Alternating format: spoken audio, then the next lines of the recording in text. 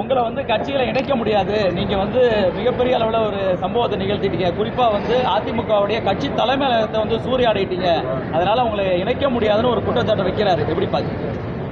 அனைத்து இந்திய அண்ணா முன்னேற்ற கழகத்தினுடைய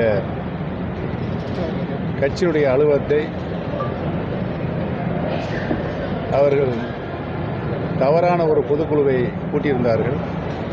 நாங்கள் தலைமை கழகத்தில் போய் உட்கார்ந்து விடலாம் என்று கிளம்பி வந்தோம். எங்களை வழிமறித்து தலைமை கழகத்திற்கும் இந்தியன் பேங்க்கும் 1 கிலோமீட்டர் தூரம் இருக்கிறது. எங்களை வழிமறித்து 8 மாவட்ட கழக செயலாளர், சென்னையில் இருக்கின்ற 8 மாவட்ட கழக செயலாளர் அங்கே நாங்கள் இந்தியன் பேங்கை நெருங்கின்ற போது நாங்கள் வந்த டெம்போ டவலரை தாக்கினார்கள். இதுதான் நடந்த உண்மை. எங்களை தாக்கும் பொழுது அவர்களாகவே அங்கே தலைமை கழகத்திற்கு வந்து அடியாட்களை வைத்து உடைத்துவிட்டு எங்கள் மீது பழி போடுகிறார்கள். இது அனைத்தும் காவல்துறையுடைய இருக்கிறது, பதிவில் இருக்கிறது.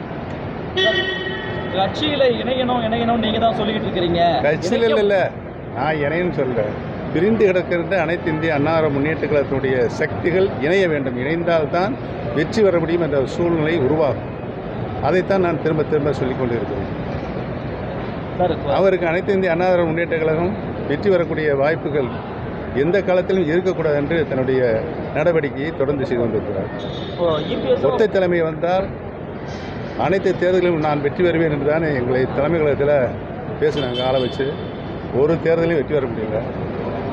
அவராகவே பொதுச் செயலாளர் விலகிக் கொள்வதுதான் அவருக்கு மரியாதையாக இருக்கும். இல்லை என்றால் அவர் அவமரியாதை சந்திப்பார். சார், நீங்க சொல்றது